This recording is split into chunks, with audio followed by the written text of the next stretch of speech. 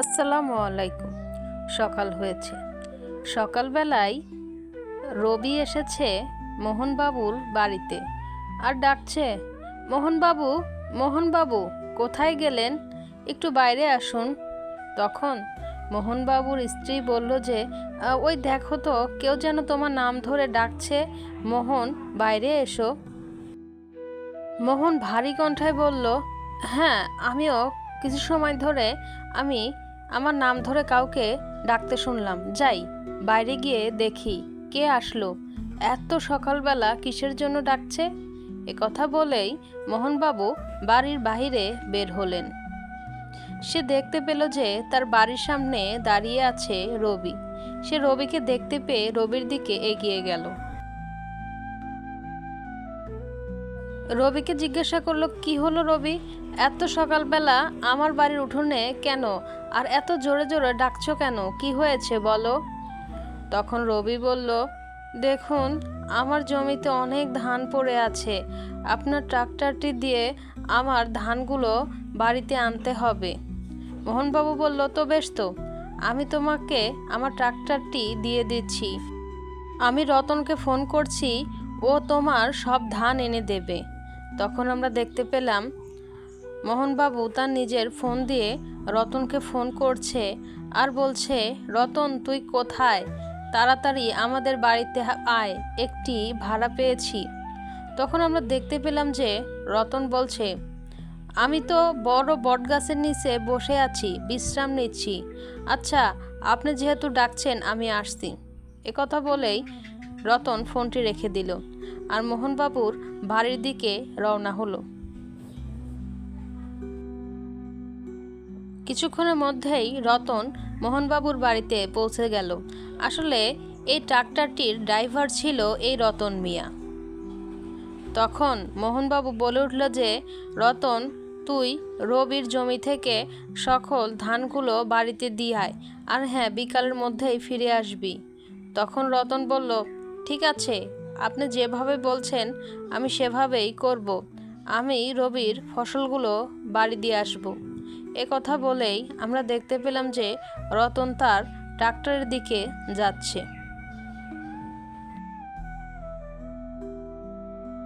সে ট্রাক্টরটিতে উঠছে। এই ট্রাক্টরটি ছিল অনেক বছর পুরনো, কিন্তু তবুও অনেক ভালো চলতো। সকল কাজ খুব সুন্দরভাবে করা যেত। এই পুরনো ট্রাক্টরটি ছিল মোহনবাবুর দাদার। এরপর থেকে আর কখনো এই ট্রাক্টরটি নষ্ট হয়নি, খুব ভালোভাবে চলছে। আর এভাবেই মোহনবাবু এই ট্রাক্টরটি ভাড়ায় চালিত করে তার সংসারটি চালাচ্ছে। রবির ফসলি ক্ষেতে যাওয়ার জন্য মাঝখানে একটি বড় জঙ্গল পড়ে। তারপর রতন সেই বড় জঙ্গলটি পার করে এবার পরে একটি অনেক বড় বাজার। সেই বাজারে অনেক মানুষের আনাগোনা। সেই বাজার পার করেই আসতে হয় রবির ধানের জমিতে। আমরা দেখতে পেলাম যে রবি তার মোটরসাইকেল দিয়ে আগেই ধানের জমিতে চলে এসেছে এবং কিছু সংখ্যক ধান সে মাড়াই করছে ও ঝাড় দিচ্ছে, পরিষ্কার করছে। কিছুক্ষণের মধ্যেই সে ধানের জমিতে রতন মিয়া পৌঁছে গেল। সে দেখতে পেল ধানে ক্ষেত বোঝাই। কিছুক্ষণ পর সে ধান দেখে সেখানেই ব্রেক করলো আর সেই পুরনো ট্রাক্টরটির উপর অসংখ্য ধান বোঝাই করলো। তবুও ট্রাক্টরটির কিছুই হলো না।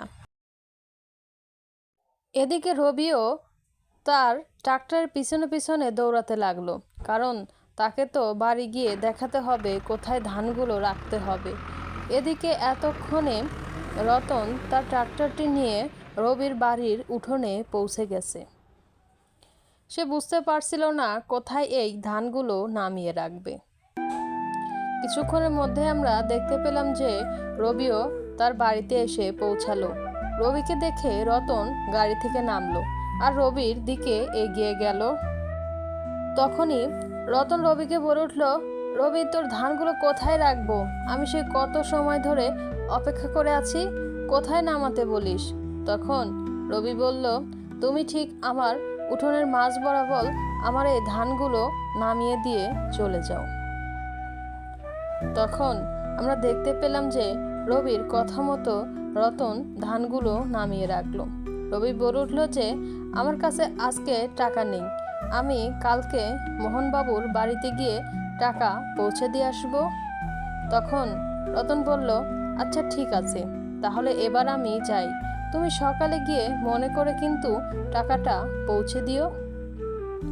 একথা বলেই আমরা দেখতে পেলাম যে রতন আবারও সেই পুরনো সেই ট্রাক্টরটি নিয়ে আবারও বাড়ির উদ্দেশ্যে রওনা হলো।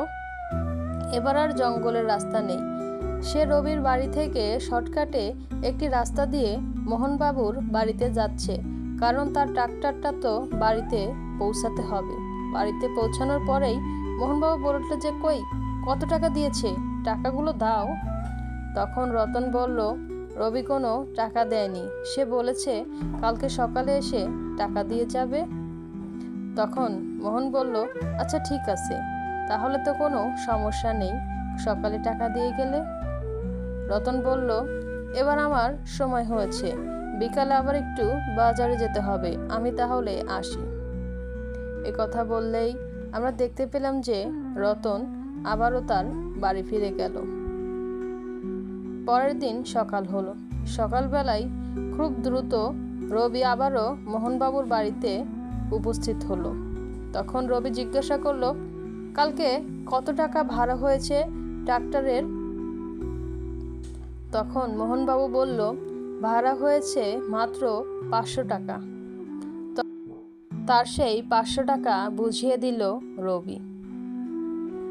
এরপর রবি সেই টাকা দিয়ে তার বাড়ি ফিরে গেল, আর টাকা হাতে নিয়ে দাঁড়িয়ে রইল মোহনবাবু। মোহনবাবু একটু ধীরে গলায় বললে, দেখেছো, এই পুরনো ট্রাক্টরটির কারণেই এখনো আমরা খেয়ে পড়ে বেঁচে থাকতে পারছি, আমাদের কোনো অসুবিধা হচ্ছে না, এটি আমার অনেক পুরনো ট্রাক্টর। অবশ্যই একটি সাবস্ক্রাইব করো।